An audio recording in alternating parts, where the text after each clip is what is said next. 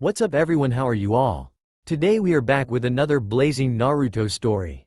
What if female Naruto banished and married to Itachi? If you enjoy then please like, share and do comments. And also check the description to original creator of this beautiful creation. Naru looked back at her home correction, her former home one last time. The village hidden in the leaves, the village she proudly served as a loyal genin for over a year now, the village she grew up in, and the village she loves loved. She had loved Konoha and it betrayed her. Her life in the village had never been great, but she made the best of it. Her childhood had been lonely. All the parents of other kids told them to avoid her. As she grew up, she was shunned, ignored, and mistreated for reasons she did not know until she was 12 years old. The day she became a genin, she was informed by the traitor Mizuki that she was the jailer of the strongest demon. Until that day, she had no idea why her life was hell. She would have gone crazy if it had not been for her loved ones. Iruka and the Sandaime were the ones who kept her sane when she was young. The two of them loved the village and were willing to die for it, and because of her relationship with them, she grew a similar love and devotion. A love and devotion that the village was not only ungrateful for, but threw back in her face. Years later, she gained a mother, or at least something close to that. Tsunade Senju, a 50-year-old woman who still looked great thanks to a genjutsu. The two of them shared a special bond and the older woman cared for her dearly. She was a great role model, arguably. Tsunade was never afraid to say or act how she felt, always yelling at disrespectful ninja and attacking Jiraiya when he was being perverted. Naru believed that Tsunade would protect her because that was what a mother does. Of course the village made it impossible for her mother to protect her. Naru at least knew that they meant well and they actually cared for her. The same could not be said for the member of Team 7. She thought she could trust them, she thought they were friends, she thought they were the family she never had. But she had been wrong. Kakashi-sensei was not really her sensei. He had taught her nothing during the time that he was her teacher. Instead, he criticized her chakra control and told her to improve it herself. Meanwhile, he trained Sasuke with an obvious favoritism. Kakashi had betrayed her to train Sasuke during the Chunin exams and taught him the jutsu that almost killed her. But even worse, he had not uttered a word to her since her failed mission to bring Sasuke back, nor did he say anything to Sakura. The pink-haired girl was annoying, a fangirl, and useless ninja, yet Naru had considered her a friend. So, she promised her that she would bring Sasuke back. She now regretted doing so. Sakura's vindictive and merciless words hurt her more than she let on. Flashback. Sakura, hey, how are you? Naru smiled at her teammate. She had not seen Sakura since she left for the mission.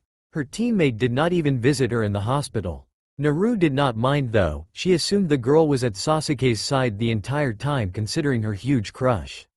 What do you want, Naru? She responded harshly.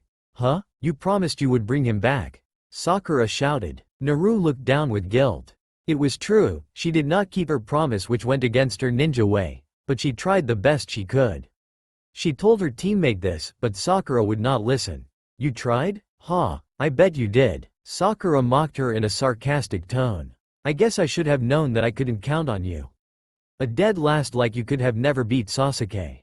I'm sorry Sakura, I tried, I really did. Naru's attempt at explaining her reasons went unheard. Don't try to explain yourself to me, bitch. You were always jealous that Sasuke was better than you. You probably let him go so you could be the strongest one on the team. Sakura's accusation cut Naru deeply. She almost died trying to bring Sasuke back and Sakura was condemning her of not trying. But she did not have a chance to say anything because Sakura continued. I wish you left instead of Sasuke. He was an amazing ninja, unlike you. You're just a dead last, a loser. Ino Yamanaka, who had been there too, finally spoke up. Sakura, I know you had a crush on Sasuke, but this is going too far. It isn't Naru's fault Sasuke left. Ino defended the blonde girl. Sakura glared at her friend, but it is her fault that Sasuke isn't back because she failed the mission. But what can we expect? She is a failure at being a ninja, a friend, and anything worth my time. She stormed away. Ino gave Naru an apologetic look. Ignore her, Naru. She doesn't know what she is saying. No, I think she does. Naru said despondently, refusing to look Ino in the eye. Flashback end. Sakura's words changed Naru forever. For the first time in her life, Naru wanted vengeance, true vengeance. The pink-haired bimbo never cared about Naru. All she cared about was her precious Sasuke, a boy who did not even acknowledge her existence. Sasuke Uchiha, the final member of Team 7 and the last person who betrayed her trust.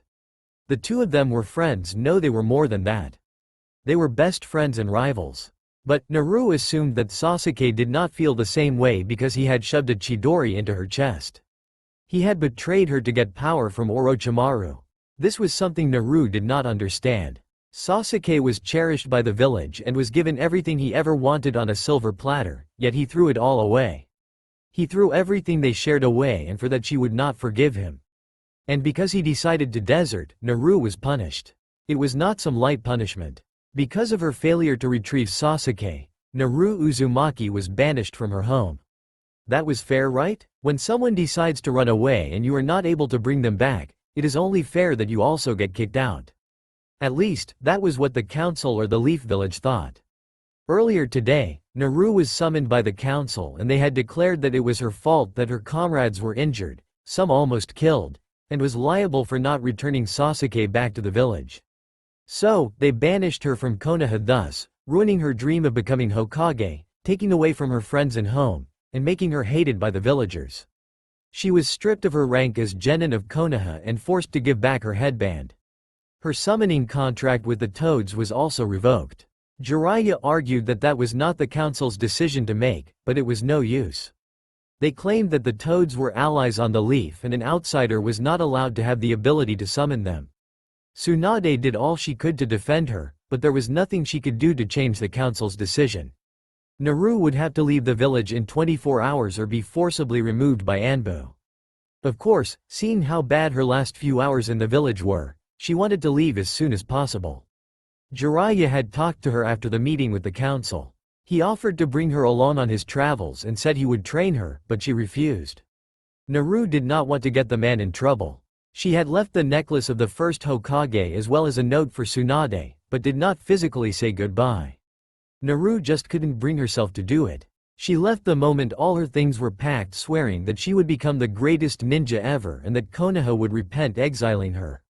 For the next 3 years, Naru trained under Kyuubi's guidance. Surprisingly, the fox was a great teacher, definitely better than Kakashi. She mentioned this once and remembered how the demon angrily retorted by telling her never to compare him to a pathetic, weak excuse for life again or face eternal torture in the depths of his stomach. Nevertheless, she had been happy the fox was training her because she was stronger than ever. Kyuubi's gift of fire was as grand as he described. She spent the first year of her banishment training with it alone. Now she had enough mastery over fire to make even Kyuubi compliment her. She also traveled a lot. The Nine Tails had been extremely knowledgeable about the ninja world and instructed her on where to go. One of the places she went was Uzushiogakure, home of the Uzumaki clan. The village was abandoned and looked like a war zone, understandable because there had actually been a war. However, the Uzumakis were seal masters, so much on the village was still intact. Naru spent the second year since her banishment in Uzu training in the ways of her clan. They specialized in sealing techniques, water, wind, and lightning elemental jutsu, and a taijutsu style designed for an Uzumaki's high stamina. Naru tested her elemental affinities and found that she had both wind and water. That made 3 elements, her natural 2 and the one given to her by the Kyuubi. Learning the manipulation of both elements as well as learning jutsu for both types kept her busy for 4 to 6 months. Thanks to shadow clones, she was able to master all she needed in a timely fashion. After she possessed an arsenal of jutsu that satisfied both herself and Kyuubi, she moved on to sealing and taijutsu. Sealing came fairly naturally to her. She seemed to understand and appreciate the art, which made it easy to absorb. The taijutsu style, known as Dance of the Storm, was harder to learn seeing as she had never had a taijutsu style. Naru was more of a brawler when she was a Konoha ninja. Changing after so long was difficult. The Dance of the Storm was deliberately set up to only work for Uzumakis or people with insanely high stamina. The style requires high speed and flexibility in order to evade opponents and tire them out. It also needs great strength in order to deliver crushing blows, so in only a few good hits, the match would be over. But 6 months was a long time, especially when you are devoted to a cause. Look at Lee for example. His skill in taijutsu changed so drastically during his 2-year period under Guy's tutelage, it was amazing. With no missions to take up any time and shadow clones to help her, Naru was able to get a good grasp of the style. The 3rd year she spent perfecting all the things she learned so far and bringing her skills to the next level. She learned how to incorporate elemental manipulation into her taijutsu style to make it even better and how to use element together properly. For example, using wind to make fire stronger or using wind to speed up water to make her jutsu more dangerous and powerful. By the time the 3 years had passed, Naru was easily a highly skilled, Jonin-level ninja. It had been 3 long years since she had been banished. Naru Uzumaki was now a beautiful 16-year-old woman. She had long, silky blonde hair that almost reached her hips. Her sparkling blue eyes looked like stunning sapphires, but if you looked closely you could see the sadness in them. Her sun-kissed skin was flawless, with no blemishes or scars. Naru stood 5 feet 4 inches tall. She was a bit short, but she had always been petite. She no longer wore her bright orange capris and matching jacket. She was a woman now proudly dressed like one. She also no longer wished to stand out like a sore thumb, so she did not wear orange. Currently, she modeled a very dark purple, low-cut backless tank top that had a small cape-like flap at the bottom. She also wore tight black yoga pants that stopped at mid-shin length and a pair of black female ninja heels. Author's note: think of Conan's outfit without the Akatsuki cloak. Naru carried nothing since, as a seal mistress, she was able to seal all her weapons in various locations on her person. Do you think I'm ready for this, Kyubi? Naru questioned the demon via her thoughts. There is only one way to find out, the 9-tailed fox replied. Naru Uzumaki knew she could not just train hard and be hailed as the strongest ninja ever to live. She would have to prove her skill. Crazy as it may be, she planned on doing so by taking out the Akatsuki. The group was a threat to her and she would have to deal with them eventually. Instead of patiently waiting for them to strike, she decided to hunt them down. This was a kill 2 birds with 1 stone situation because not only would she eliminate the threat Akatsuki posed, but she would make a name for herself because killing S-ranked ninja was not easy. Naru of course knew this, which is why she didn't expect to kill the group in one day. Rather, she planned that she would spend the next 3 to 4 years accomplishing this task. She would use the time to train more. Kyubi has been suggesting that she learn to use his chakra. He is being cooperative and no longer influences her, but that does not mean she can use his power easily or without drawbacks. No matter what she learned, Naru knew the basic idea of what she would be doing the next few years. She started out with, arguably the weakest duo in the Akatsuki Club, Sasori and Deidara. The two of them had no teamwork whatsoever. In fact, they actually got in each other's way during the fight. Sasori would try to attack Naru with his puppets, but would have to pull the away at the last second because Deidara decides he wants to throw bombs at her at the same time. Needless to say, Naru defeated the explosive expert with minimum difficulty. She was able, at one point, to get in close range and hit him with a series of hard hits. Naru concluded that the man was only such a high-ranking criminal because of his wide-range explosives, since his taijutsu skills were awful and he had no other ninjutsu. She was able to easily finish off Deidara with a close-range windjutsu, Blade of Wind Barrage. Then, she focused on Sasori. He was more difficult to fight due to his poison, but thanks to all the evasive training she did for the Dance of the Storm, she had no problem avoiding the puppet master's attacks. She used all of her long-range ninjutsu to weaken him from a distance. Once she was sure she would defeat him, she moved in closer and imprisoned him with an original Uzumaki seal known as the Fuinjutsu Trap, an unescapably seal that brings the target into a different dimensional space. Naru then stabbed Sasori's heart container with a kunai laced in wind chakra and used a strong fire jutsu to burn his puppet body. Overall, she was extremely proud of herself and got an idea on what she needed to work on. Naru decided to hunt down Zetsu, the spy of Akatsuki, next. It took 4 months to finally find him and she was sadly disappointed by his lack of strength.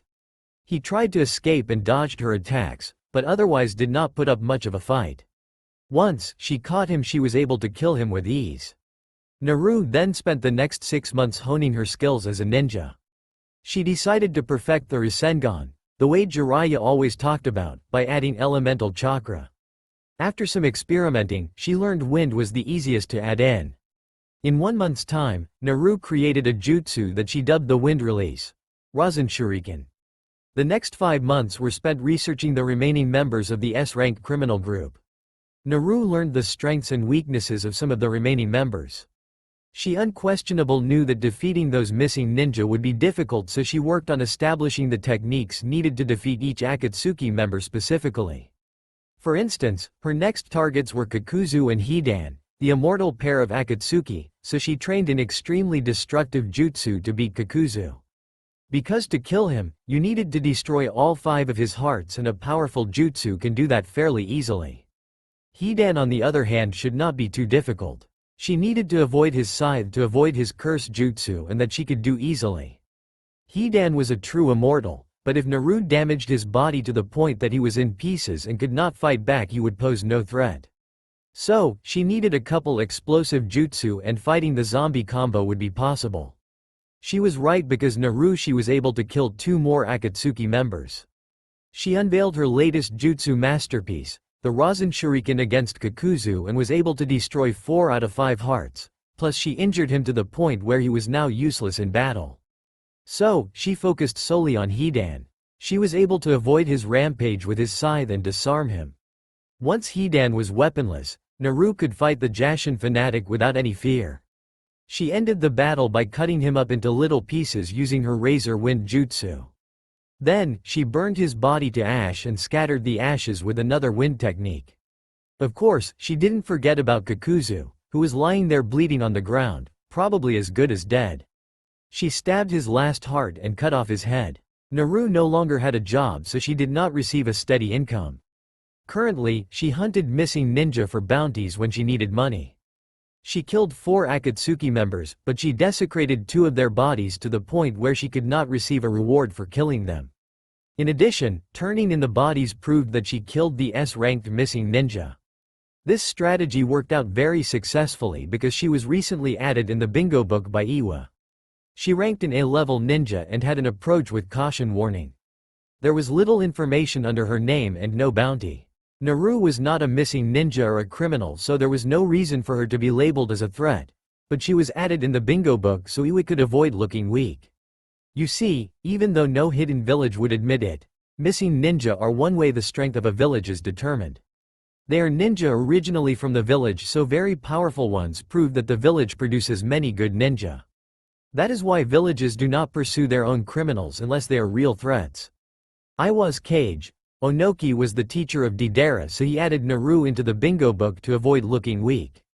It would make him and his village looks weak if some failure. No name, banished genin from Konoha was able to defeat an S-ranked ninja from Iwa, one who was personally taught by the 3rd Tsuchikage. So, he added Naru into the bingo book to lessen the denouncement against the village hidden in the rocks.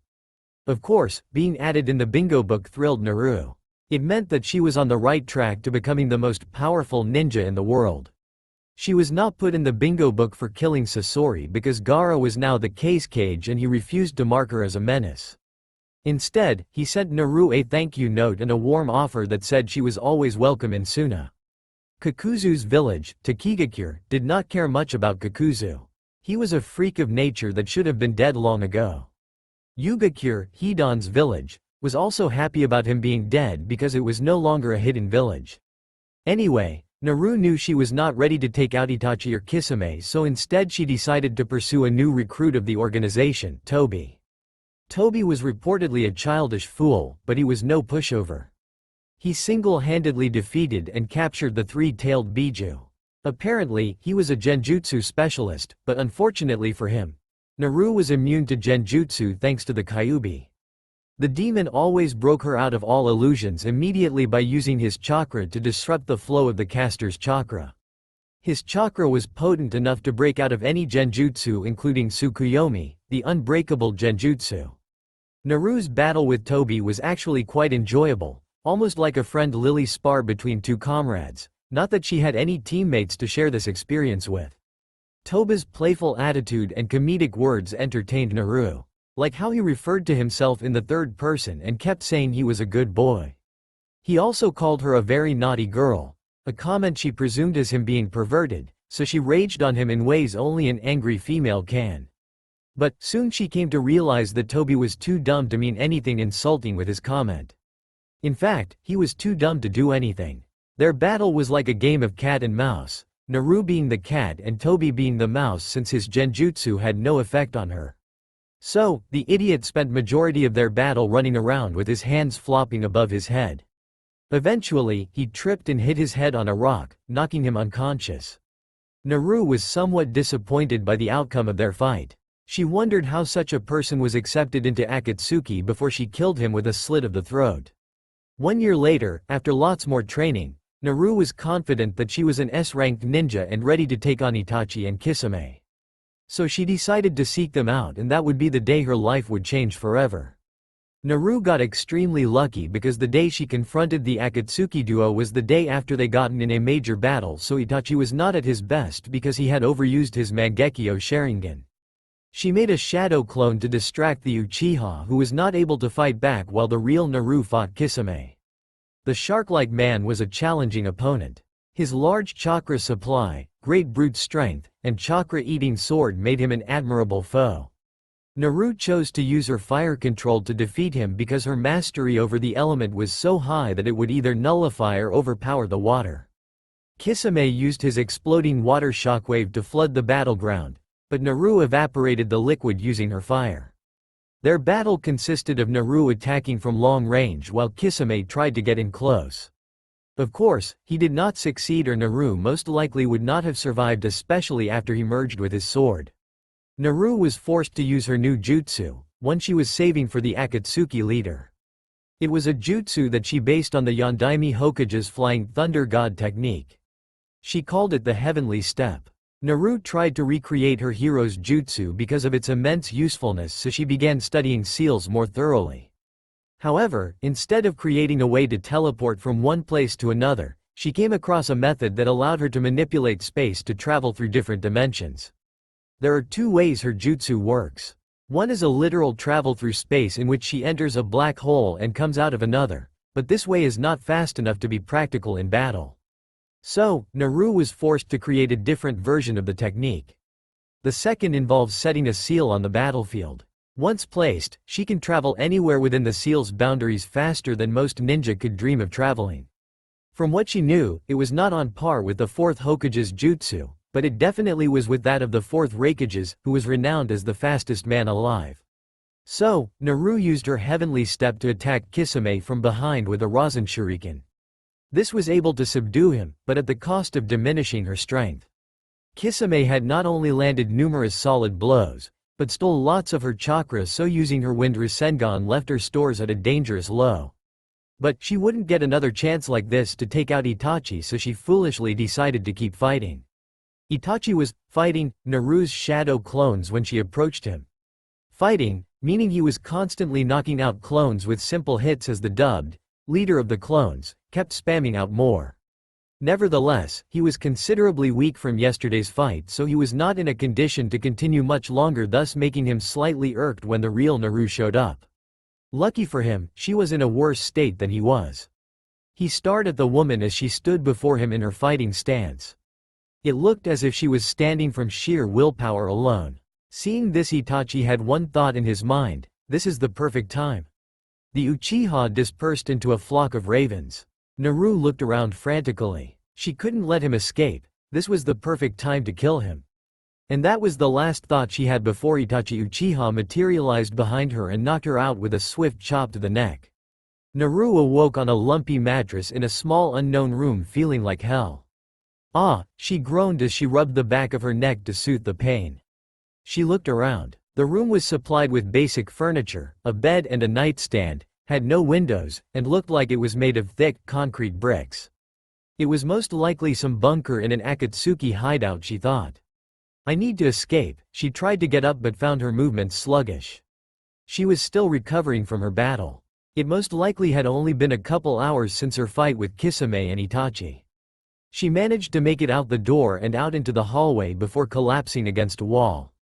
Naru tried to get up, but was too tired. She heard footsteps coming towards her and summoned a kunai from one of her seals using the very little chakra she had. No need for that, no one is going to hurt you. The blonde looked up to see Itachi Uchiha standing a few feet away and threw the kunai with all the strength she could muster. In spite of he easily dodged the projectile. Looking at the knife embedded in the wall, he sighed. I'm going to have to fix that, you know. He muttered as he picked her up off the ground bridal style. Let go of me. Naru slapped his chest, but the man disregarded attacks. I said let go. This time, he obliged by gently placing her down on a sofa. Where am I? In an old Uchiha hideout. Itachi walked to the kitchen and grabbed a steaming pot. You're in luck, I just finished dinner. I'm not hungry, Naru stubbornly asserted, only to be embarrassed when her stomach growls. Itachi used the classic Uchiha HN to reply as he poured some soup into a bowl for her. He held a spoon of the delicious-smelling broth in front of her face. She stared at him for a moment before accepting the fact that she needed to be fed and ate the food. Before long, the woman was done. Thank you, she said softly with her captor in the eyes. No problem, Itachi said as he began eating himself. I love cooking. This soup is my mother's recipe. She used to make it for me whenever I came back from a difficult mission. I found that it always manages to re-energizes me no matter how weak I am. Why are you helping me? The blonde asked. Why feed me and let me rest when you could just extract the Kyuubi and kill me now? Itachi stopped eating for a while. Naru could tell that he was not avoiding her question, but pondering on how to answer. It is a long story, he finally declared. Naru gave an exaggerated look around. It's not like I have anywhere to go. He sighed. It all started 10 years ago. You were about 8 years old. The Leaf Village was slowly recovering from the trauma that it had faced over the past decade. Unfortunately, the Hokage learned of two problems that would stop the village's prospering, 2 problems he could use me to solve. You see, the Sandaime had learned disturbing news of the Uchiha clan planning a coup d'état, and the Orochimaru had joined an S-ranked criminal organization whose purposes were not known. The third wanted to reason with my father, the clan head, but the elders feared that it would not work and wanted me to kill my clan. After much persuasion, they finally convinced the Hokage. Itachi paused almost dramatically. Later, when I met with the Hokage alone, I learned his reasoning. There was new information suggesting that my father and the clan were seriously planning on overthrowing Konoha soon, and the Hokage felt the threat should be dealt with. After much pleading, he accepted my request of sparing Sasuke. However, in exchange he changed my assignment. Originally, no one was to know I killed the clan, but by sparing Sasuke that plan was ruined, so the third decided to send me undercover into Akatsuki. At first, it was to spy on and hopefully kill Orochimaru, but once the Sandaime learned what we were doing, hunting Jinchuriki, he made my new objective protecting you. Protecting me? Naru looked at him flabbergasted. The evil, merciless killer, Itachi Uchiha, the man that killed his own family and was hunting her down to rip out the Kyuubi and kill her, was standing before her saying that he did it all for a mission. Why should I believe anything you're saying? She accused. I mean, if you spared Sasuke out of love, why tell him to kill you? If you were protecting me, why didn't you help me kill Kisame? How come no one knows about this? The onyx-eyed man looked at her and frowned. He understood it was a flimsy story and was a lot to take in, but he did not have much proof, so answering, why? Would be a problem. I know my word does not mean much to you, but like you said before, you're here instead of having your biju ripped out of you. And as much as you may try to deny it, I have never truly attacked you as a member of Akatsuki, not in the hotel room a few years back, nor yesterday. Look at how persistently other members hunted down Jinchuriki. Don't you find it odd that we never came after you while you were on a mission for Konoha or during the last 5 years while you were all alone? I have purposefully eluded the group form you with false rumors and news. Itachi explained how he tried his best to keep her safe, but she was still suspicious and he knew that she had every right to be so. I don't know how well your relationship is with Lady Tsunade currently, but she could verify my reasoning. I have been sending her information on Akatsuki movements since she became Hokage. I haven't spoken to her since I was banished, Naru said sadly. Itachi's eyes softened with a sympathetic look. I am truly sorry for the punishment you received due to my little brother. I understand how it feels to be hated by the village you love. You are, in a way, just like me except I am hated and was kicked out as part of a mission and you are hated and kicked out for something you have no control over." Naru looked at the man. She observed him. His kind, obsidian eyes, jet black hair, and radiant, fair skin gave him a warm, serene vibe, not an intimidating or bloodthirsty feel that you would expect a famous killer to have. It almost made her want to trust him. "I am also sorry for Sasuke's behavior, for it is my fault that he acts this way. You were right to question what I said to Sasuke the day I killed the clan. But believe me, it was not my intention to make him react like he did. I wanted my brother to train hard and grow strong in the village. I wanted him to redeem the Uchiha name. But instead I did the exact opposite and led him to betray his home for the sake of revenge." Itachi looked ashamed. "It isn't your fault," Naru sympathized. "You did what you thought was right. Sasuke, he was the one who betrayed the village for power. I'll never understand why. He got everything he ever wanted: personal training, special treatment, and access to the best resources. Yet, that still wasn't enough to satisfy him. Sasuke became a traitor and because of him I was banished from my home. For that I will never forgive him." "To the point that you hate him?" the Uchiha asked. "Excuse me? Do you hate my brother for what he did?" he clarified. "I don't know. I guess I would have to see him to decide." Naru decided. "Well, I suggest you prepare yourself to make that decision because Sasuke may begin searching for you." Itachi warned. "What do you mean?" she asked at his suspicious behavior. "In order to cut my ties with Akatsuki, I faked my own death by setting up the battlefield from yesterday to look like you killed me." The raven-haired man explained. "What? If Sasuke thinks I killed you, he will try to hunt me down and kill me," Naru exclaimed. Itachi tried to say his brother would not go that far, but Naru cut him off. "He will want to kill me to prove that he could have killed you." "What were you thinking?" "It was necessary so we would have the element of surprise when fighting the leader of Akatsuki." Itachi justified. "We? Yes, we. It is my mission to protect you, so I will aid you in your fight any way I can. Hopeful I will be of some use."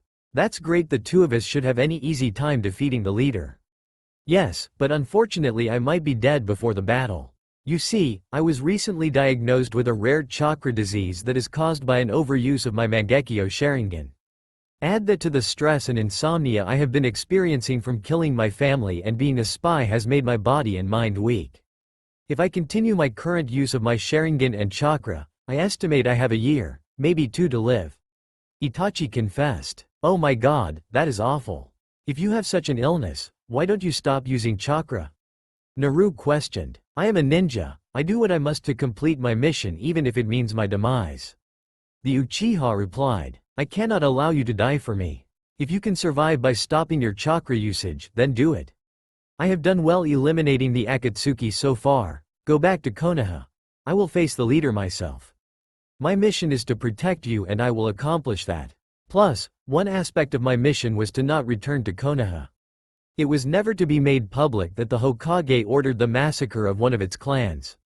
Once the threat of Akatsuki dissolved, I was free to do as I wished." He explained. "Alright, fine, I will accept your help, but not in the fight with the leader. You will share all information you have on the leader and will help train me to defeat him, but only if you promise not to use chakra." Naru negotiated. Itachi pondered at her offer. "Deal." And just like that, two unlikely allies. WTHE moment Naru had recovered, her and Itachi left the Uchiha base for a small island she had found during her travels. It was extremely tiny and isolated from other lands, to the point where it was inhabited by people. Naru claimed it as her personal training island and built a small house and everything. After hearing all Itachi had to say about Pain, the leader of Akatsuki, and Konan, his partner, she decided she definitely needed to train some more before challenging them. Kyuubi had contacted her and told her to begin training with his chakra. Itachi would help her by standing by, ready to use his bloodline in the event that she lost control. Of course that was not necessary due to Kyuubi's cooperation with his Jinchuriki. In 3 months' time, the demon's chakra was completely available for Naru's use without any side effects whatsoever. Then, she spent the rest of the year researching and training to fight the Rinnegan, a dojutsu that Pain apparently wielded. She also focused on learning more jutsu and learning kenjutsu.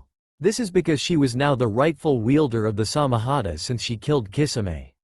Though swords weren't her style, Naru admit the Samahata's chakra-eating ability was too useful to ignore, so she learned how to use it. During this time training, Naru and Itachi grew close. They both learned to appreciate and trust each other. Living together allowed them to form special bonds. About a year after they began working together, the two of them began dating. Both of them were adults now, so they felt they could be mature about it, plus they sincerely liked each other.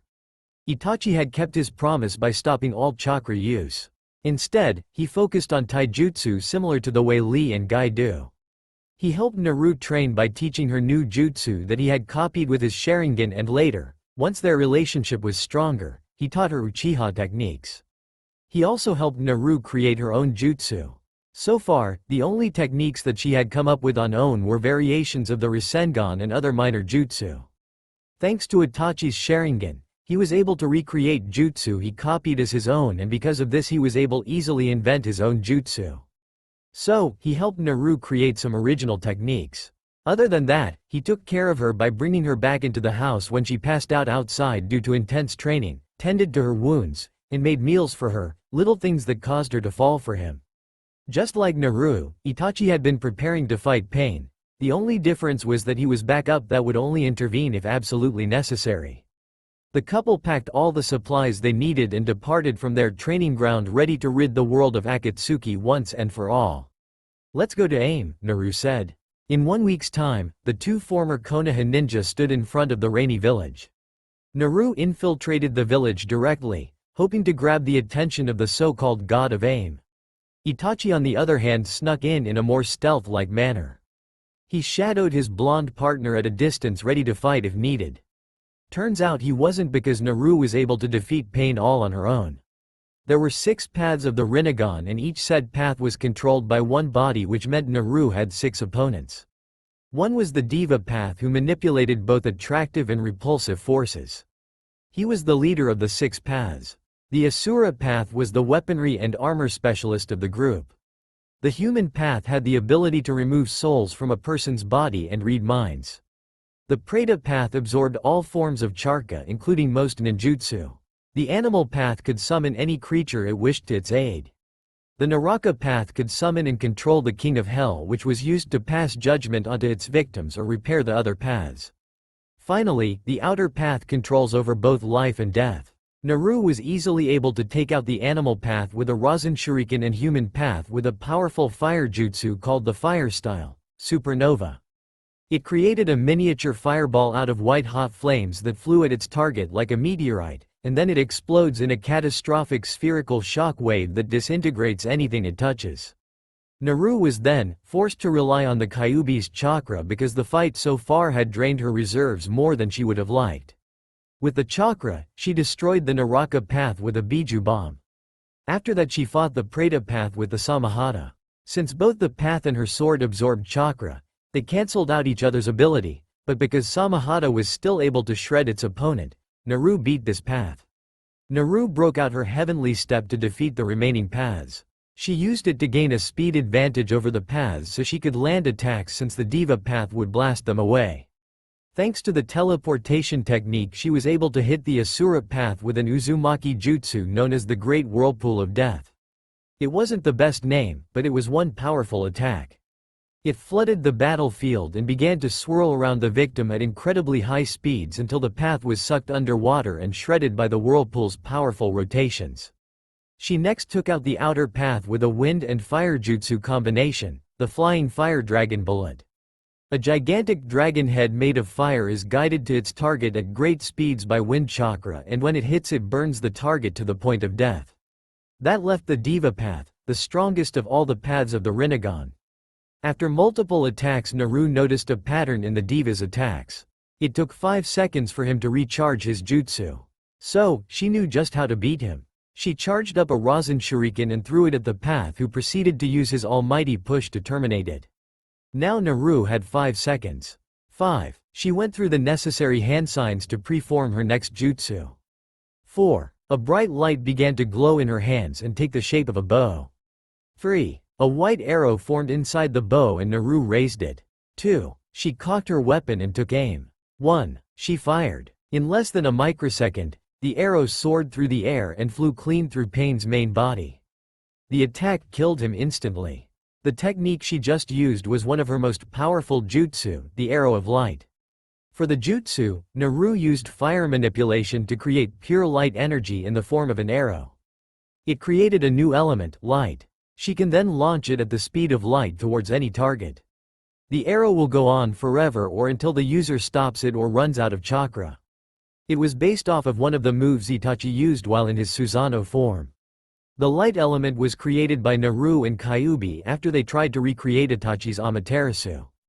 It was an extremely advanced form of fire manipulation. Amaterasu is a black flame that is said to never go out until whatever is caught by it is completely reduced to ash or destroyed. No amount of water can extinguish it. Light flames are pure white fires that are capable of moving at the speed of light. It, like Amaterasu, is extremely hot, able to burn almost all substances. It was nearly impossible to put out due to its heat. Very large amounts of water are required to douse the flames because they are so hot that water evaporates on contact. So, it would theoretically take an S-rank water jutsu to extinguish even the weakest light jutsu. But it doesn't stop there. Light jutsu were originally created to compete with Amaterasu, so it was used as a fire jutsu. But Naru took it one step further and made the light release. The light release was a whole new category of jutsu based on the light element. They were no longer restricted to fire-based techniques. Soon after that, by a fluke accident, Naru discovered the dark release, which was the exact opposite of the light release, similarly to the way water and fire were opposites. To create the dark release, one must use yin chakra instead of yang chakra, which was used in light release. This made her grand total of elements 5. They consisted of fire, water, wind, light, and dark. Finally, Naru thought out loud. It is over. But what she did not know is that the peons she fought were mere puppets controlled by a cripple man named Nagato. Lucky for her, he was with Konan, who Naru was now about to pursue. The blonde Jinchuriki rested up real quick and made her way to the tower where it was rumored the god of aim and his angel lived. It was there that she found Konan and Nagato. The redhead was defenseless and weak from their fight, so he presented no real threat at the moment. That meant she only had to focus on the blue-haired woman. Konan used her paper techniques against Naru, but she just burned or blown them away. It was clear that things were not looking well for Konan. So, in hopes of protecting her best friend, she used a suicide jutsu involving a lot of paper bombs. Of course, she did not know about Naru's heavenly step, so her sacrifice was in vain.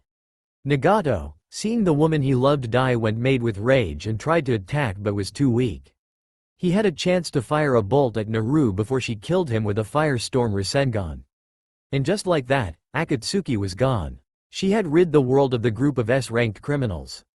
Now, she could live her life in peace without the fear of knowing an organization was hunting her down. It was a great feeling, like a weight was lifted off her shoulders or finally being free. She smiled as Itachi came out of the shadows. "You did magnificent." Her grin widened at his compliment before she collapsed into his arms. Air maid. Naru awoke from her slumber on the most comfortable bed she ever slept on, Itachi's chest. "Morning, sleepy head," the raven-haired man greeted.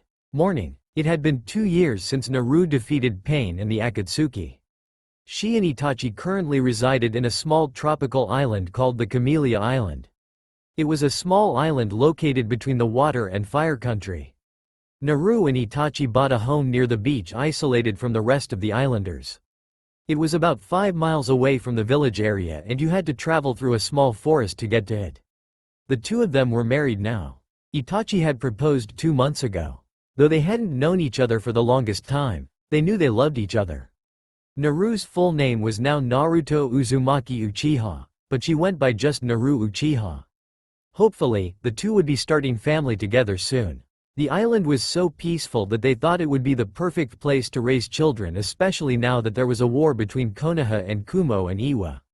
Camellia Island was far away enough to not be affected by the war. "Naru, baby, you want something to eat?" Itachi asked as he rubbed her back gently. "You know exactly what I want to eat," she whispered back into his ear. "Didn't you get enough last night? I can never get enough of you." "Really?" Naru then shrieked as Itachi flipped her over so that she was under him. "In that case, let's have some fun." They continued having fun for another hour. It would have been longer, but there was someone knocking at their door. Be quiet, maybe they'll leave. Naru panted. I don't know, the villagers don't usually come all the way out here for nothing. Maybe I should just see what they want really quickly. No, Naru whined. She did not want her special Itachi time to be cut short.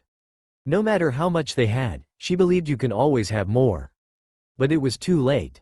Itachi was already putting his pants on and he had tossed her one of his shirts. Come on, we will see what they want and then I'll make you breakfast. Chocolate chip pancakes? Anything you want. He gave her a small kiss and lifted her up. She straddled her legs around his waist and put her arms around his neck while he rested one hand on her ass for support. Then, he carried her downstairs. They made it to the kitchen when fear crept into Naru's body. The chakra's signatures outside the door, she knew them. Itachi, start making the food, I will answer the door. Her fiancé nodded and made his way towards the kitchen. Naru straightened out the oversized t-shirt she was wearing and made sure all of her was covered because she wasn't wearing anything underneath. Then, she made sure Itachi was in the kitchen before she answered the door. She opened the door and quickly slipped outside. In front of her were four of her former comrades, Shikamaru Nara, Kiba Inuzuka, Neji Hyuga, and Ino Yamanaka. Took you long enough, Shikamaru sighed. What are you doing here? Naru snapped. Is that any way to greet old friends? Kiba chimed in playfully. Naru turned and faced him with a fake smile. Hi, she mocked. What are you doing here? She asked again. Look Naru, I know it's probably inconvenient for you that we are here. You're probably busy but, Ino began to say. Busy? Kiba laughed. I can smell the pheromones coming off of her. Naru here has been a very busy girl. He sniffed the air. The man smells familiar. Do we know him? Luckily Naru did not have to answer as Ino interrupted. Ah, Naru. That's wonderful. Who is he? How long have you known each other? Are you guys serious? What does he look like? Can I meet him? We are getting off topic, Neji finally voiced. Naru silently thanked him. Naru, Lady Hokage has requested that you return to Konoha. You're kidding, right? Naru laughed at the idea. No. Naru frowned. What could possibly lead her to believe that I would want to go back to that place? Besides, I was banished. That means Tsunade no longer has the ability to order me around. The Godem Hokage wants you to assist Konoha in the war against Kumo and Iwa. Neji elaborated. Huh, you think I would actually want to help the village that betrayed me? Come on Naru, the Leaf Village is still your home, Kiba started. My home. Maybe Konoha used to be my home, but that ship sailed when they kicked me out for something that wasn't my fault. Now this is my home. I have a good life here and there is no reason for me to leave it to help a bunch of backstabbing bastards. Naru lashed out. Kiba was about retort when Shikamaru stopped him. Naru, our mission is to bring you back to Konoha at any means necessary excluding violence or force. So, just tell us what it will take. Nothing, it will take nothing because I'm not going back. Naru, come on, there has to be something you want. Seeing friends, eating ramen, working with Konoha 12 again. Ino listed advantages of complying with their request. Konoha 12? Naru inquired. Yeah, it's what we call ourselves now. When the war started, Teams 7, 8, 10, and 12 worked so well together that we act as a joint task force that can be formed for difficult missions. Ino informed. How is Team 7 still in active duty?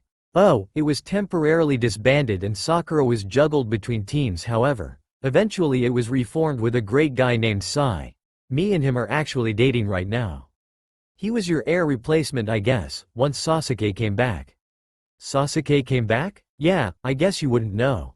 About 2 years ago, after you killed Itachi Uchiha, Sasuke killed Orochimaru and came home. The platinum blonde explained. The arrogant bastard just waltzed into it village expecting everyone to forgive him and begin fawning over him again. Of course, the council did and they refused to even let Tsunade punish him. All he got was a night in prison while the council decided what to do to him and 6 months of probation.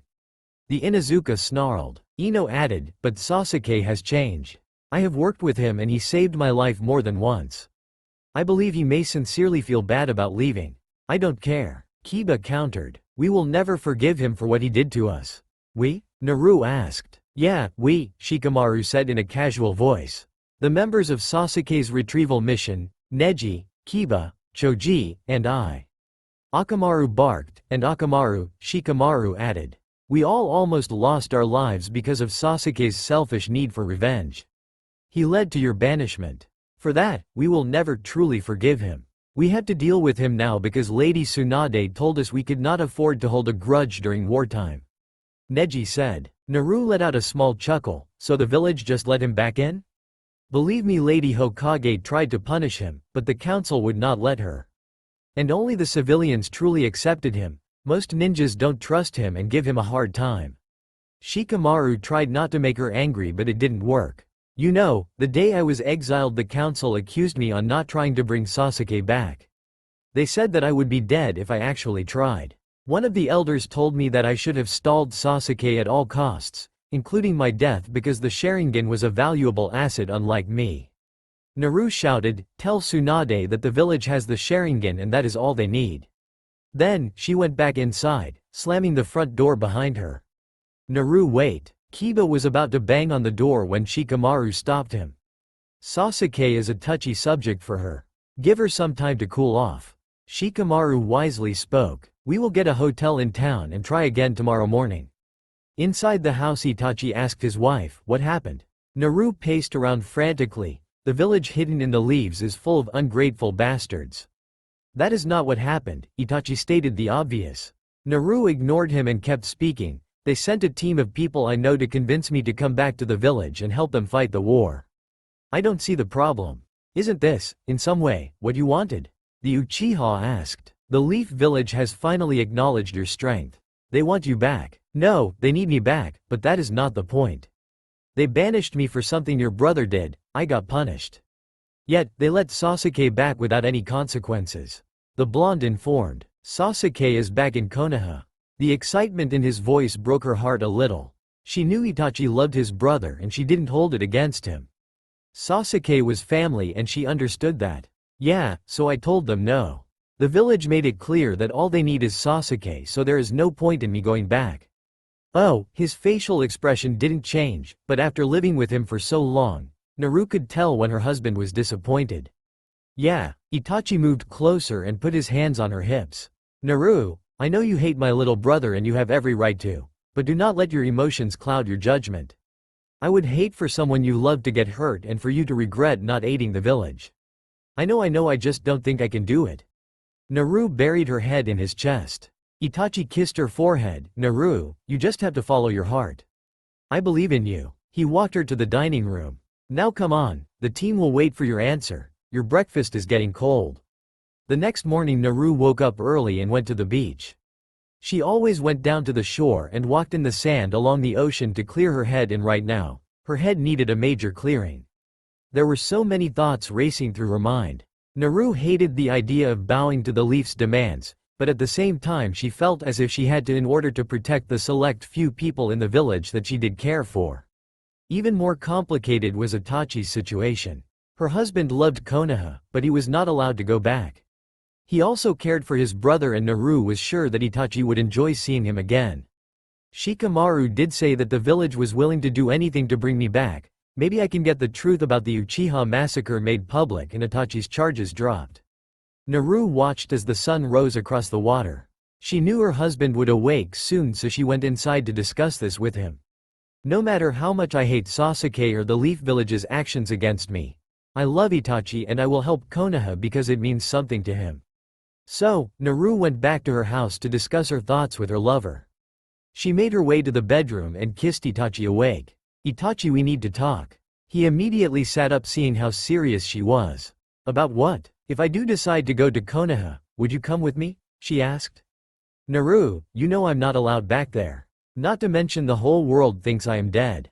I know, but, Shikamaru said Tsunade was willing to do anything for my cooperation with the war. Itachi got the idea. So, you are thinking of exposing the truth about my clan and the mission? Not just that. I do not come cheap, Naru joked. I am going to ask to live in my father's house, an insanely high amount of money, the ability to deny any missions I choose, any and all expenses paid for by the village, and your freedom.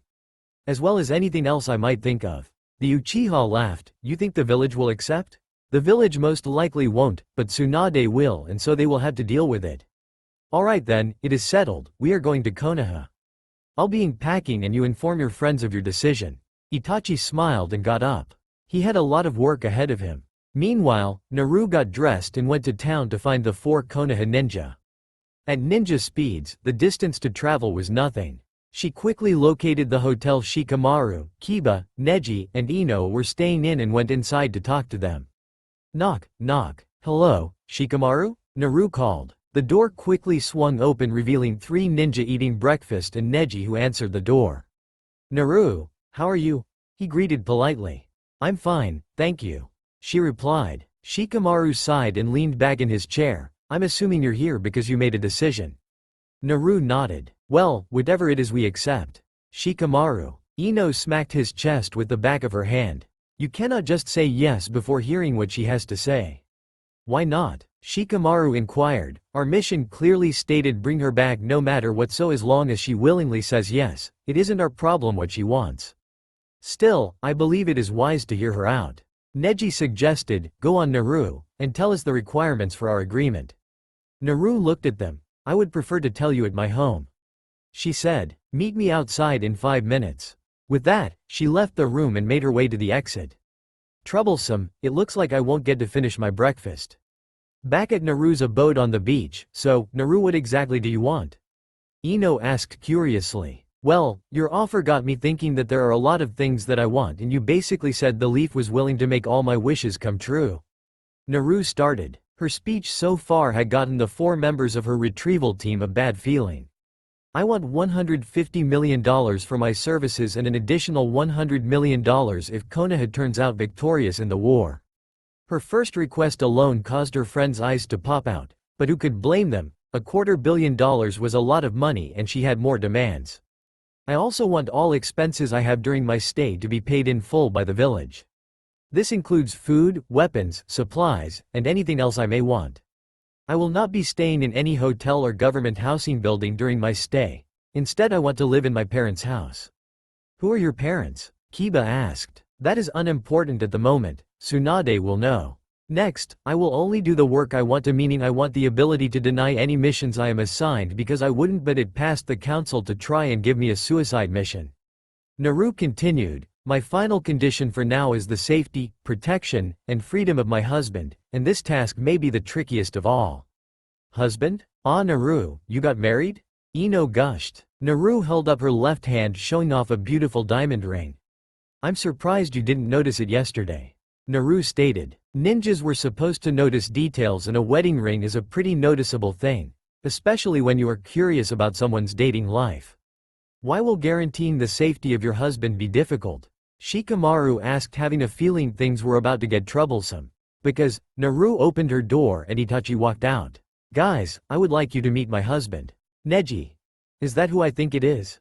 Ino, Itachi, Kiba, Uchiha, Shikamaru. Troublesome. After a lot of explaining and 5 days of travel, the group arrived in Konoha. Naru and Itachi were both dressed in long cloaks and hats so no one would recognize them. The gate guards checked Shikamaru and the others' credentials and welcomed them back to the village. After a few minutes of walking, they were in the Hokage's office. Team Shikamaru reporting mission was a success. The Nara said. Tsunade instantly looked up from her paperwork and saw 2 heavily dressed figures standing in her office. Naru, she thought. She also wondered who the other person was but dismissed the thought temporarily. Good work, team. I expect full reports from all of you on my desk tomorrow morning. Dismissed. The 4 ninja nodded and disappeared in a swirl of leaves. The heiress to the Senju family looked at the 2 people left in her office. Naru, she whispered in a hopeful voice. The blonde removed her hat and opened up the cloak to reveal herself. Yeah, it's me. She gave her mother figure a faint smile. Tsunade gasped, oh my god, you look beautiful Naru. You're all grown up now. Naru laughed, you haven't aged a day. Tsunade laughed too. She wished they could have more small talk but now was not the time. Who is your friend? She smiled, Tsunade, I would like you to meet my husband. Itachi removed the clothing that hid his features. Is that? The Hokage trailed off due to shock. Itachi Uchiha, reporting the success of long-term secret mission code named A0932S7P. You are supposed to be dead, the Hokage accused him. Then, she turned towards Naru, did you say husband? Yes, Naru replied showing the woman the diamond ring she was wearing. Congratulations, she cried as she pulled Naru into a bone-crushing hug, literally. She then looked at Itachi. If you hurt, I swear I will make your death as painful as possible. The woman warned. Tsunade. Naru exclaimed, embarrassed by her mother figure's actions. They bickered for a little while before finally getting serious. So, the Hokage said, I am glad that you accepted my request. I thought you might refuse after all the village has done to you. I probably would have said no. Naru admitted. But Itachi actually thinks things through and reminded me that not everything about this place is bad. There are still people I care about here like you, Uruka-sensei, and even that pervert Jiraiya. Well, I guess I should thank you then, she said to Itachi. The man smiled. Naru continued, but I decided that I should still charge the village for my services since I do have to help the people that have wronged me. Oh, Tsunade expected as much, but was still slightly disappointed by the fact that Naru no longer wanted to protect Konoha because she loved it but, for a price. Alright, name it. So Naru did. She told Tsunade that she would agree to help Konoha fight the war if she was paid $250 million. The village paid for all her expenses, the ability to deny any mission that she does not want to accept, to live in her father's house, and for Tsunade to help Itachi. Tsunade nodded. Of course, come with me to inform the council. She led the two of them to the council room. The council room was a large room with a long, rectangular table seating 14 people. Tsunade sat on one end while Naru and Itachi stood opposite her. On one side of the table sat the village elders, Danzo Shimura, Homura Mitokata, and Kaharu Utatane, along with the 4 members that represented the civilian council. On the other side sat all the ninja clan heads, Shikaku Nara, Choza Akamichi, Inochi Yamanaka, Shibi Aburame, Sume Inazuka, and Hiyashi Hyuga. Tsunade stood. We are gathered here today because Naru Uzumaki. Uchiha, Naru corrected her. Excuse me? I got married, I changed my name. My name Naru Uchiha. What nonsense is she babbling, Tsunade? The elder Kaharu asked. Naru Uchiha, Tsunade corrected, has gotten married since her banishment. She had already informed me of this, but I had forgotten.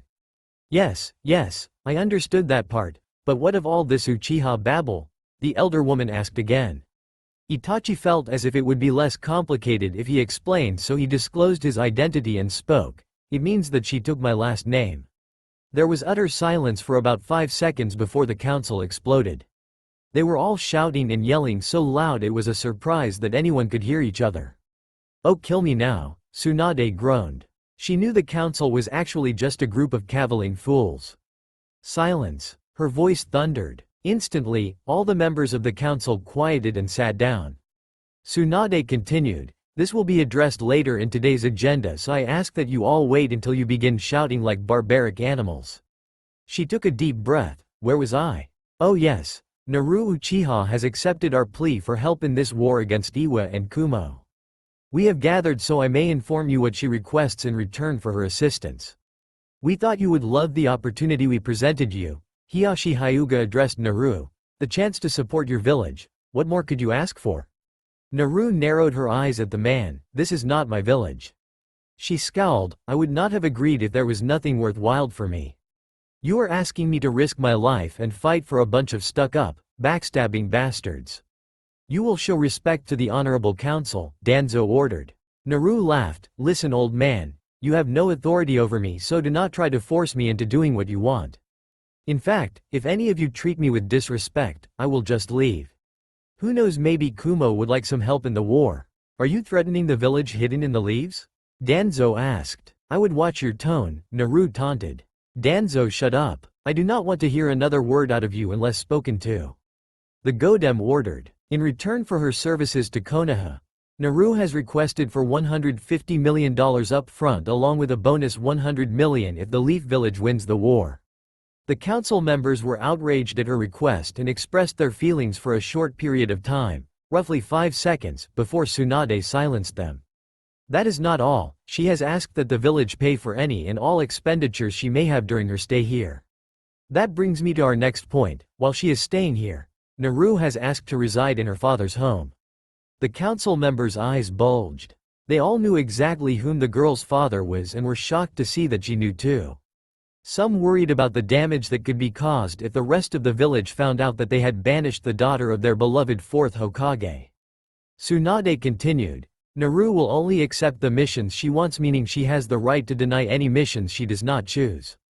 And finally, Naru wants the truth of the Uchiha clan to be unearthed and for all charges against Itachi Uchiha to be dropped. Exactly what secret is there about the Uchiha clan? Shikaku Nara asked. The Uchiha massacre. Tsunade, it is forbidden, warned one of the elders. They need to know, so as Hokage I am temporarily suspending the secret. The Senju stated. The Uchiha massacre was a mission assigned to Itachi Uchiha by the third Hokage and the village elders, Danzo Shimura, Homura Mitokata, and Kaharu Utatane. The remaining members of the council were shocked. You see, the Uchiha were planning a revolt to take over the village and Itachi was our spy in the clan.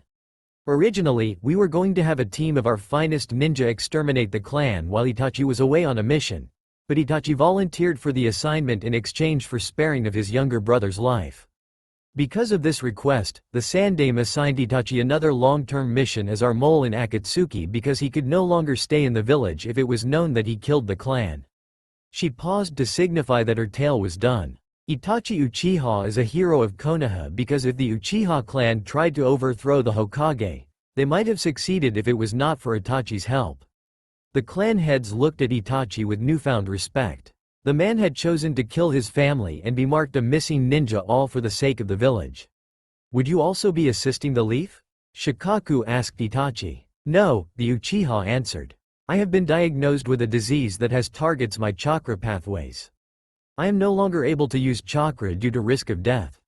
Lady Hokage, Homura said. You are not actually considering her proposal, are you? Why wouldn't I? Tsunade countered. Because her demands are absurd.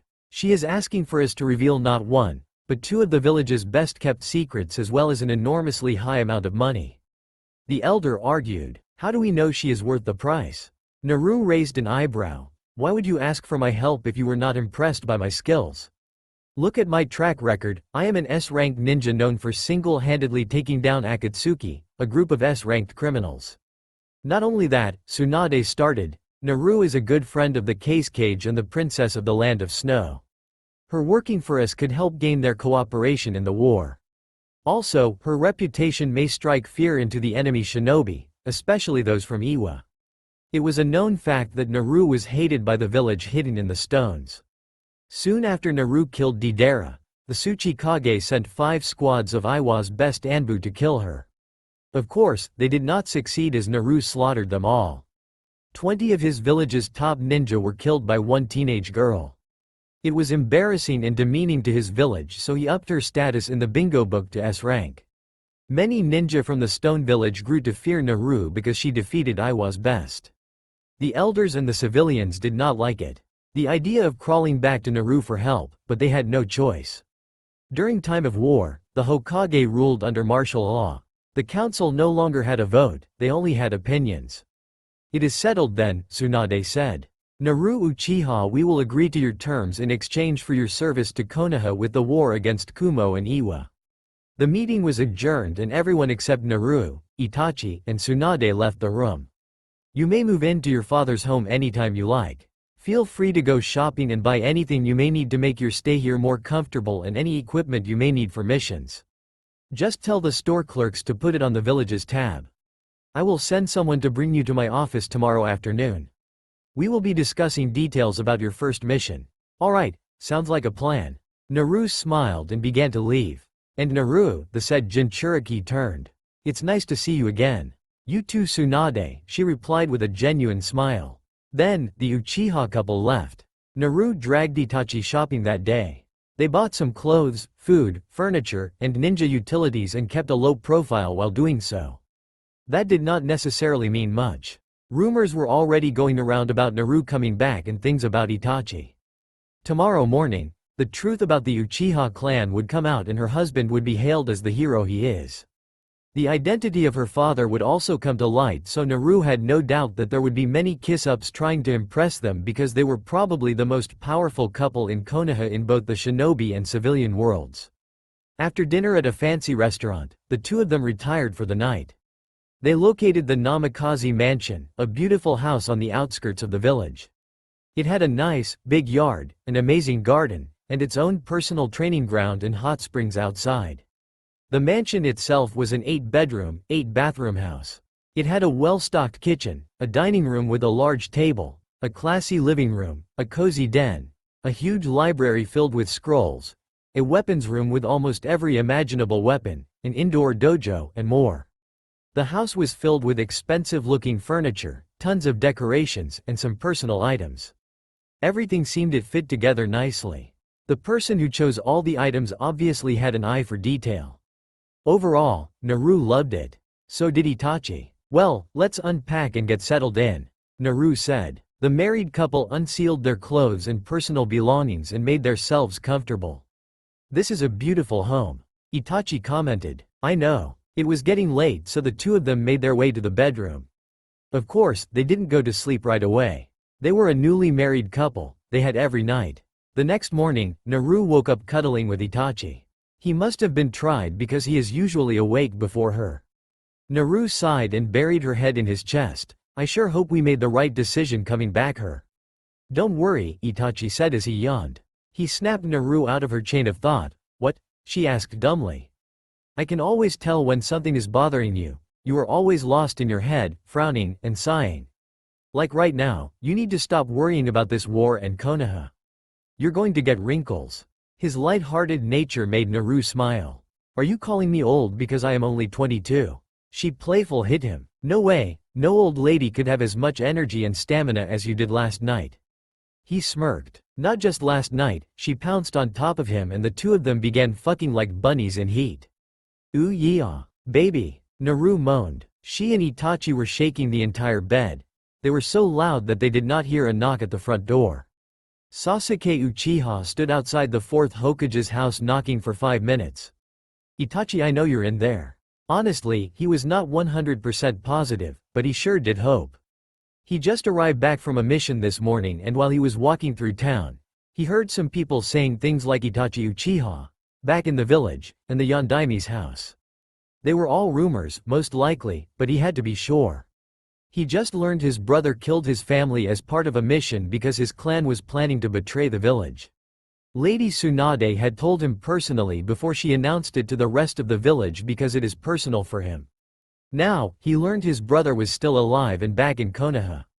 They needed to talk. God damn it. Sasuke banged the door one more time. He desperately needed to get inside the house so he used a lock-picking jutsu that he learned from Orochimaru. Sasuke broke into the house and activated his Sharingan. He searched for a chakra signature using his dojutsu and found one in a bedroom upstairs. He ran up the stairs and barged into the room. Itachi. Sasuke's whole world changed in that moment. The moment when he walked in on his brother having with the girl he considered his best friend. "Ah." Naru covered herself with the blanket and held herself close to her husband.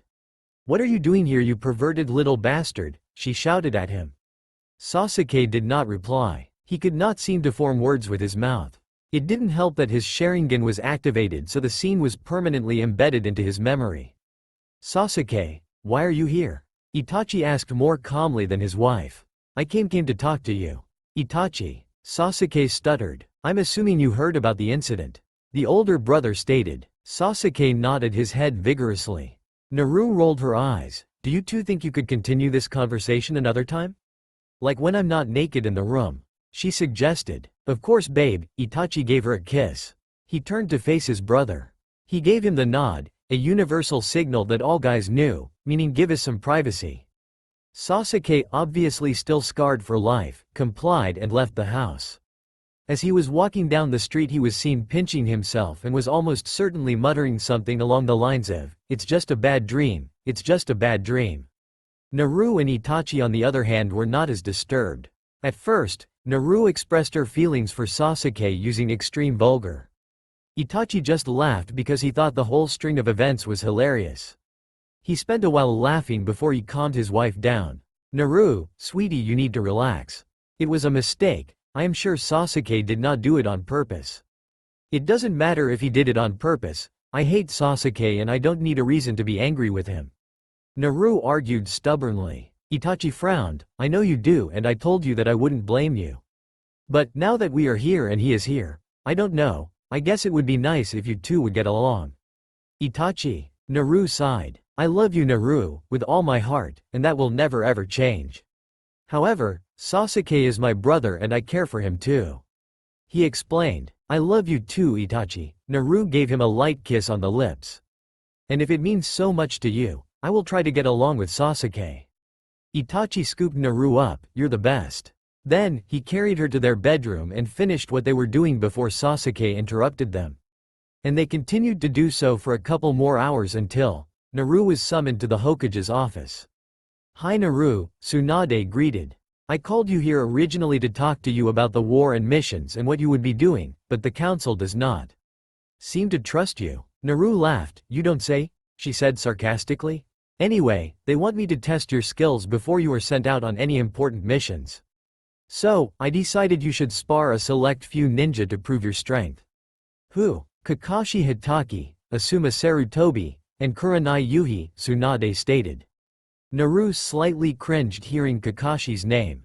He was one of the few people she was acquainted with that neglected her. She had no desire to see him again. But, she knew it could not be avoided. This is good, Naru thought. I finally have an opportunity to flaunt my skills and prove that the Leaf Village made a mistake kicking me out. Embarrassing Kakashi will be my first step towards my goal. Alright, Naru approved. When is the fight? Go home, gather your supplies, and get ready. Then, convene at the village arena. The fight will begin once you arrive. The Hokage informed. With that, Naru went home to change and prepare herself with all her weapons. She quickly donned her dark purple, low-cut backless tank top, her tight black yoga pants that reached mid-shin, and her black heels. She then made sure that all her weapons were sealed in her storage seals and made her way to the arena. As she walked through the streets, Naru experienced a new sensation. People were looking at her with awe, whispering and spreading rumors that were good, treating her with the respect she deserved. It was a satisfying feeling in her opinion. What were not as pleasant were the creepy perverts that were staring at her. She was astonishingly beautiful and her attire was no doubt why, but Naru made a point to not dress like a slut. Her outfit was not too revealing or skimpy. Her long blonde hair covered the majority of her back that was exposed, so at first glance, you could not easily tell the top she was wearing was backless.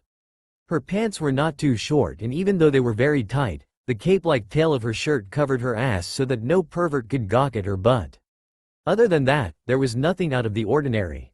She had an exposed navel, but compared to the ninja that left their midriff exposed, that was nothing. She wore heels which were hot, but lots of shorter females did in order to gain some height and to add an extra painful surprise to their kicks. Her natural beauty and elegance just made her drop dead gorgeous, as Itachi averred. At last, Naru arrived at the stadium where she fought Neji for the Chunin exams. It was a grand arena that was used for all major battles. Tsunade was there to greet her when she arrived. Good, you are here, she said. Now we can begin. This fight will be you versus Kakashi, Asuma, and Kurenai. She gestured to the three ninjas standing behind her. I, along with a select few others, will be watching the battle. We will then conclude at what level you are currently at, and based on this, assign you missions and tasks in the future. The whole speech was very formal, it most likely a requirement for situations like this. I understand, thank you. Naru responded accordingly. Tsunade left for the private viewing area where she, Jiraiya, the elders, and the Anbu captain sat.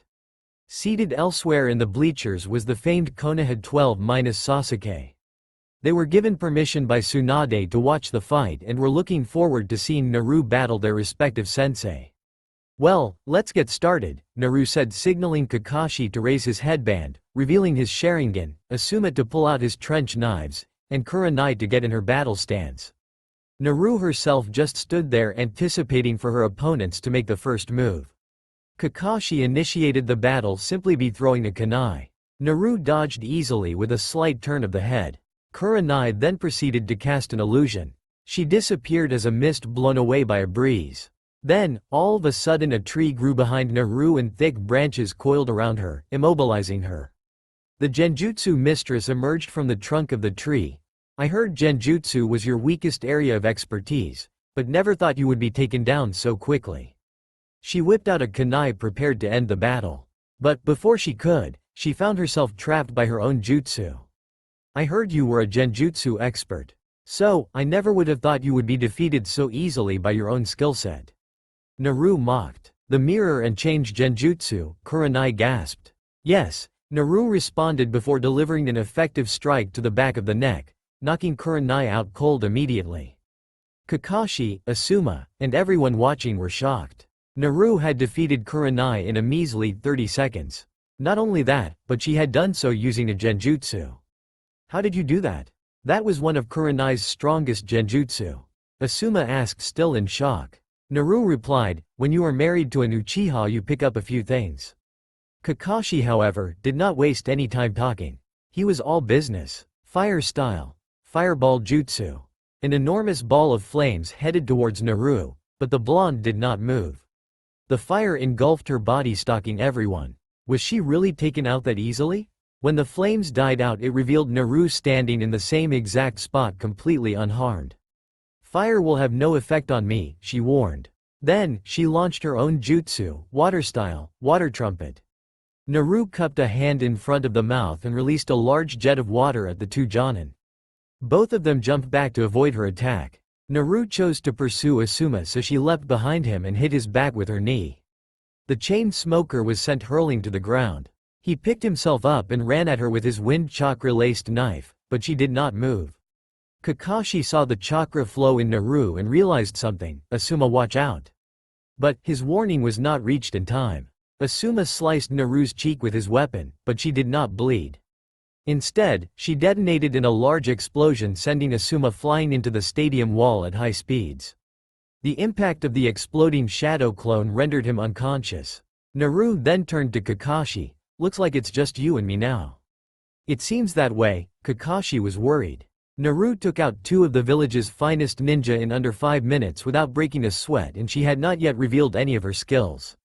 He needed to put some pressure on her and fast, or else he would be doomed too. Water style. Water dragon bullet. Using the water from Naru's previous technique, Kakashi formed a large dragon and shot it towards the blonde woman. Naru countered with a drilling air bullet which collided with the water dragon and burst into scattering droplets of water. Naru then pre-formed an original jutsu, dark style, bringer of darkness. Suddenly, the arena went black. The spectators looked carefully, but were unable to see the battle because a darkness blocked the stage. Kakashi had it even worse because he was unable to see anything at all since he was in the arena. He knew of the second Hokage's infinite darkness genjutsu and thought the jutsu Naru used was similar, so he attempted to dispel it only to learn that it wasn't an illusion. Naru took this time, while Kakashi was stunned, to set up her heavenly step seal on the arena floor. Now, she would wait for the right moment to end the fight. Kakashi finally was able to get a grasp of the jutsu Naru used. It blocked all sight, including the vision of his Sharingan, but it did not block that of the other senses. He sniffed the air in hopes of finding the woman that was once his student. Naru teleported behind Kakashi and the copycat detected her appearance. He could smell her standing directly behind him, so he swiped a kunai in her direction. However, he did not hit her because she disappeared again. He was about to search for her via scent again when a solid punch knocked the wind out of him and broke 2 ribs. Kakashi gasped in pain and turned to face Naru only for his jaw to be dislocated by a direct hit by her elbow. Naru continued to pummel Kakashi using her teleportation until the ninja was severely beaten. Finally, she released her bringer of darkness jutsu to reveal to the crowd the injured body of Kakashi Hitaki lying in the middle of the arena, and next to him stood Naru Uchiha, perfectly unharmed. Tsunade, Jiraiya, and the elders were shocked. Naru just defeated 3 of Konoha's top shinobi in 10 minutes without even trying. She has to be at least cage level, Tsunade said. The elders nodded their heads dumbly and Jiraiya said, definitely. Konoha 12 was just as dumbfounded. Naru is strong, Choji exclaimed. Yeah, Ino agreed. She may even be stronger than Sasuke, Sakura thought. Are you kidding? Naru is way stronger than the Uchiha, Kiba said. They continued to argue over who was more powerful while Naru spoke to Tsunade. That was very impressive, Naru, the Hokage said. Thank you, the sun-kissed blonde accepted with a small grin. We have talked it over and concluded that you are highly skilled. We will give you an elite Jonin rank while you are working for Konoha. Tsunade applauded her skill. Jiraiya spoke next. Naru, it's good to see you again. You too, pervert, she replied. I have to say, you became quiet the catch. He wiggled his eyebrows playful. Naru punched him in the shoulder. I married you, perv. Ow. And you got strong, he yelped. Hell yeah I did, she said smugly. Naru, Jiraiya said in a more serious voice. How would you feel about signing the Toad contract again? Naru looked at him. Jiraiya, I am honored, but I signed another summoning contract. Really? What contract? Tsunade asked. Summoning contracts were considered rare. It took lots of skill to obtain one, especially a strong one.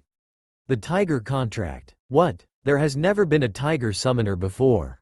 Jiraiya said. The Toads always said the Tigers never deemed a ninja worthy of summoning them. Well, I guess that has changed, said Naru. Naru explained how Itachi had taught her how to get her own contract.